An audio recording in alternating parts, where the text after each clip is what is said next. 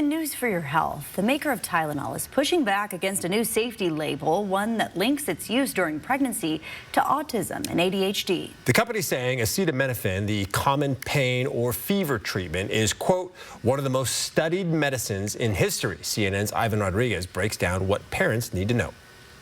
The current Tylenol label instructs women who are pregnant or breastfeeding to ask a health professional before use. The push for a label change came after President Trump, during a news conference, urged pregnant women who are in pain to try to tough it out instead of taking Tylenol.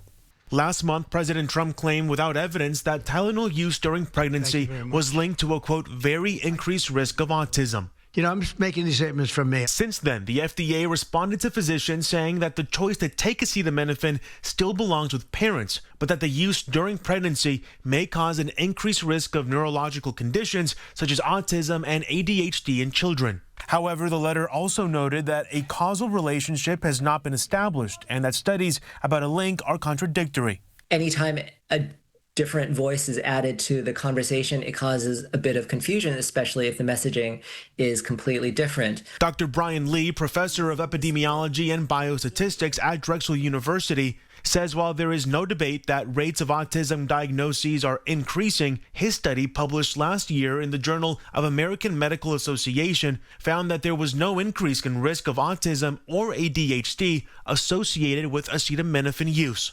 Acetaminophen remains the safest alternative for pain relief medication, and it's unclear what exactly would replace that. The Informed Consent Action Network, an anti-vaccine nonprofit with close ties to HHS Secretary Robert F. Kennedy Jr., filed a citizens petition asking the FDA to add a more detailed warning to OTC drug products that contain acetaminophen. Kenview asked the FDA to deny the petition, saying the suggested label changes are unsupported by scientific evidence.